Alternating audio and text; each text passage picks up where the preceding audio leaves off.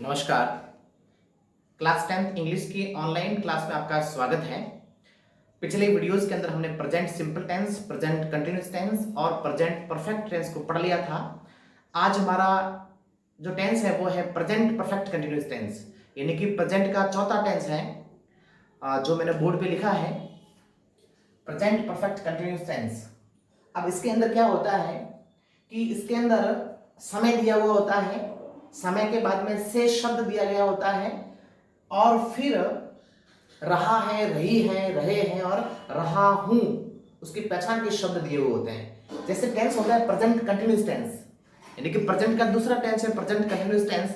उसके अंदर हिंदी वाक्यों के अंत में रहा है, रही है, रहे हैं और रहा हूं शब्द आते हैं। लेकिन ये टेंस है अपना प्रेजेंट परफेक्ट कंटिन्यूअस टेंस, उसके अंदर समय प्लस से के साथ में, यानी कि समय दिया हुआ होगा, उसके बाद में से शब्द अवश्य दिया हुआ होगा और उसके बाद में रहा है, रही हूं, रहे हैं, रही है, ये जो पहचान के शब्द हैं वो दिए हुए होते हैं। एक बार मैं बोर्ड पे लिखता हूं उसकी हिंदी पहचान प्रेजेंट परफेक्ट कंटिन्यूअस टेंस की।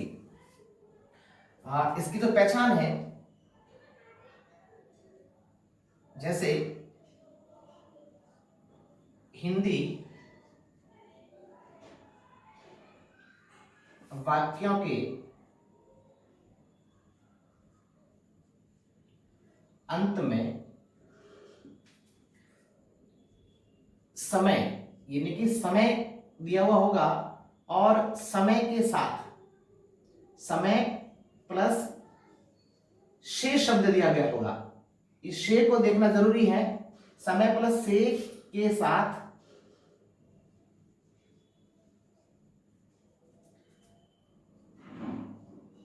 रहा है, रही है, रहा है, रही है, रहे हैं और रहा हूं।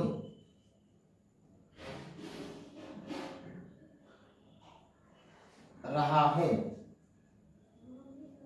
ये जो पहचान के शब्द हैं, अगर ये दिए गए हो तो टेंस हो जाएगा प्रेजेंट परफेक्ट कंटिन्यूअस टेंस, यानी कि हिंदी वाक्य के अंत में समय प्लस से के साथ रहा है, रही है, रहे हैं और रहा हूं ये शब्द हमको मिलते हैं तो प्रेजेंट कंटिन्यूअस यानी कि प्रेजेंट परफेक्ट कंटिन्यूअस टेंस का प्रयोग हो जाता है। अगली बात आती है इसके अंदर, अपने helping verb.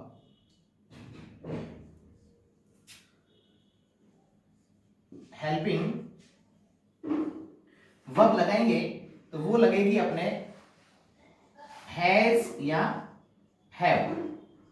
Helping verb has या हैव का प्रयोग किया जाएगा और उसके साथ में अपने को बीन लगाना है, BEEN, ठीक है ना। ये है अपनी हेल्पिंग वर्ब हैज या हैव लगाना है, उसके बाद में हमको बीन लगाना है, ठीक है ना। अब देखिए हैज या हैव लगाने की तो जो कंडीशन है वो तो पता ही है, यानी कि सिंगुलर सब्जेक्ट के साथ, सिंगुलर सब्जेक्ट के साथ में अपने को हैज बीन लगाना है और प्लूरल सब्जेक्ट है उसके साथ में अपने को हैव बीन लगाना है, ठीक है ना। ये था अपने हैज या हैव लगाने का नियम, यानी कि एक वचन क्या करता है उसके साथ में हम हैज बीन लगाएंगे और जो बहुवचन क्या करता है उसके साथ में हम हैव बीन लगाएंगे। और फिर लगानी है अपने को मेन वर्ब, यानी कि मुख्य क्रिया। मेन वर्ब की अपने को फर्स्ट फॉर्म लगानी है और उसके साथ में अपने को आईएनजी लगाना है। फर्स्ट फॉर्म के साथ में आईएनजी का यूज होगा, ठीक है ना। उसके बाद में अगली बात आती है, इसमें अपने को सिंस फॉर लगाना पड़ेगा। सिंस और फोर, ये जो दोनों एक प्रकार से एडवर्ब भी है और प्रीपोजिशन भी है, ये इस टेंस में लगेंगे, यानी कि प्रेजेंट परफेक्ट कंटीन्यूअस जो टेंस है उसके अंदर अपने को सिंस या फोर लगाना है। अब सिंस फोर लगाने के लिए अपने को समझना ये जरूरी है कि अगर हमारा समय यानी कि पॉइंट ऑफ टाइम है, पॉइंट ऑफ टाइम,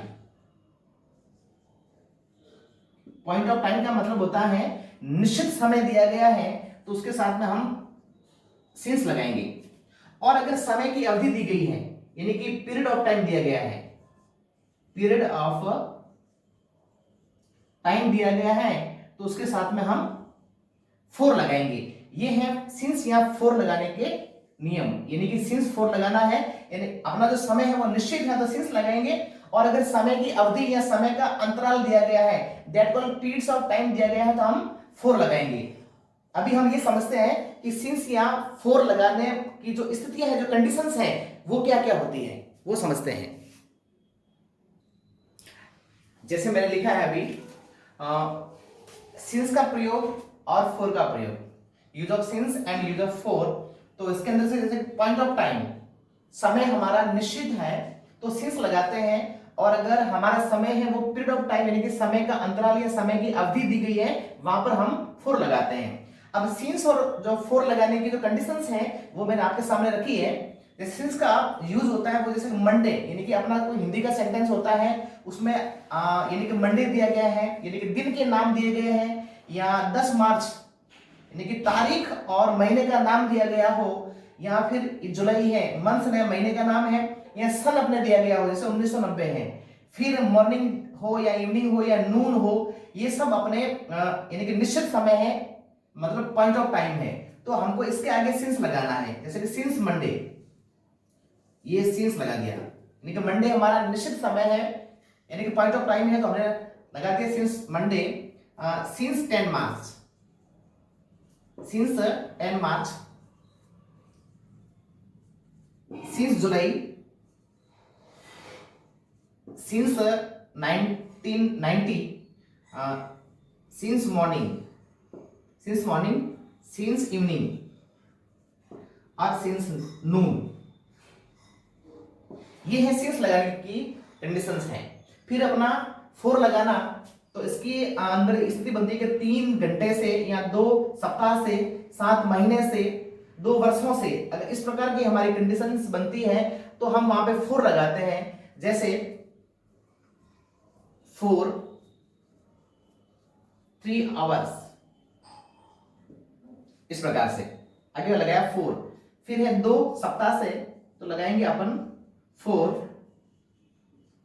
2 वीक्स, 2 सप्ताह से। 7 महीने से है तो लगाएंगे 4 7 मंथ्स। 2 वर्षों से तो लगाएंगे हम 4 2 ईयर्स। तो ये है अपना सिंस और फोर लगाने की कंडीशंस। अपने को याद रखनी है कि अगर अपना कोई भी सेंटेंस है और उसके अंदर इस प्रकार की जो कंडीशंस मिलती हैं हमको, तो हम सिंस या फोर लगाते हैं, यानी कि पॉइंट ऑफ टाइम है वहां पे सिंस लगाएंगे, और जो पीरियड ऑफ टाइम है वहां पर हम फोर लगाएंगे। ये जो फोर और सिंस लगाने की जो कंडीशन है, ये हमको हमेशा याद रखनी चाहिए।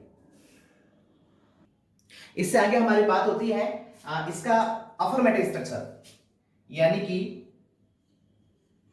इसका सकारात्मक वाक्य है वो कैसे बनाते हैं। सेंटेंस को हिंदी से इंग्लिश में ट्रांसलेशन के लिए इसका जो पैटर्न है वो लिख रहा हूं मैं। तो पैटर्न ये बनेगा, सबसे पहले हमको लगाना है सब्जेक्ट, सब्जेक्ट के बाद में हेल्पिंग वर्ब हैज या हैव,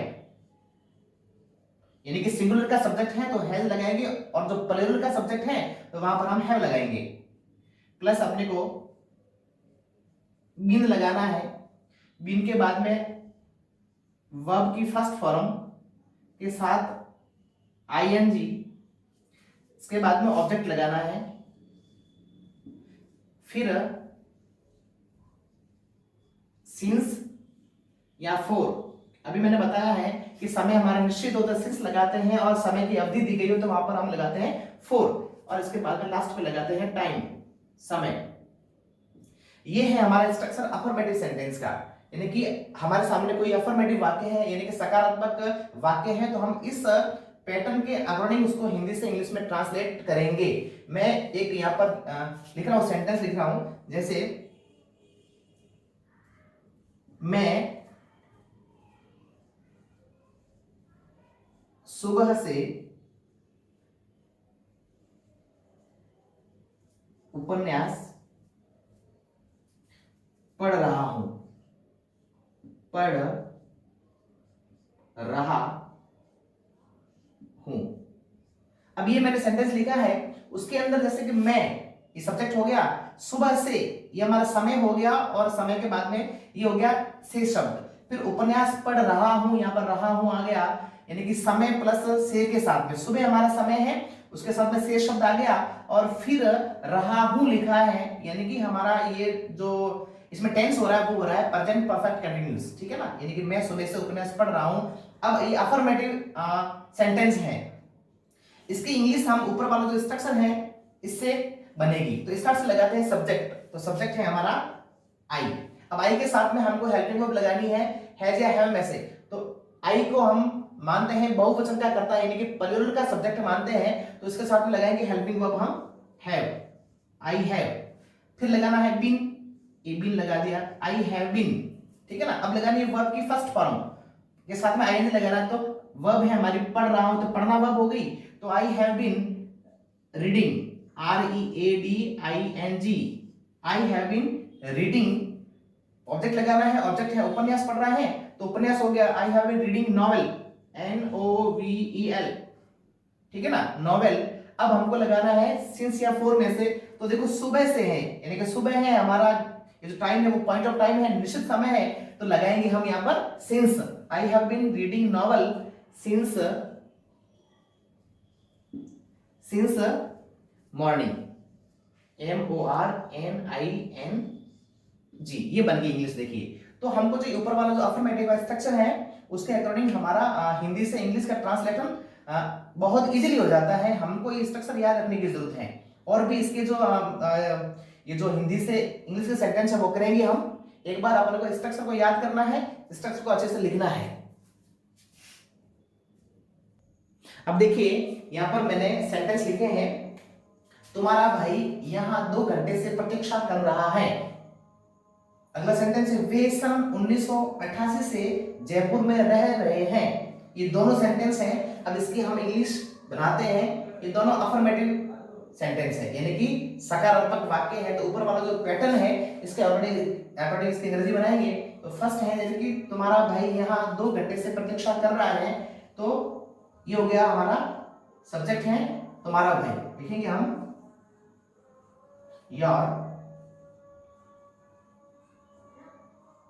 योर ब्रदर, यानी कि सिंगुलर का सब्जेक्ट है, लगाएंगे हम हैज के साथ में अपने को बीन लगानी है, has been, your brother has been. फिर वर्ब लगानी है, वर्ब है प्रतीक्षा करना, तो waiting, your brothers has been waiting, your brother has been waiting. यहां तो हियर ऑब्जेक्ट हो गया, HERE, हियर, फॉर 2 घंटे से 2 hours, 2 HOURS, ये हो गई, इसकी इंग्लिश बन गई। Your brothers has been waiting, WAITING, waiting here, यानी यहां, फॉर 2 hours। नेक्स्ट सेंटेंस हमारा वे सन 1988 से जयपुर में रह रहे हैं, तो बनाएंगे इसकी English, they have been, they have been, रह रहे हैं तो लिविंग हुई बात, LIVING, they have been living Jaipur में, इन जयपुर, JAIPUR, इन जयपुर। अब देखो यहाँ पे 1988 दिया गया है, यानी कि अपना जो समय है वो निश्चित है, तो यहाँ पर लगाएंगे since, they have been living in Jaipur since,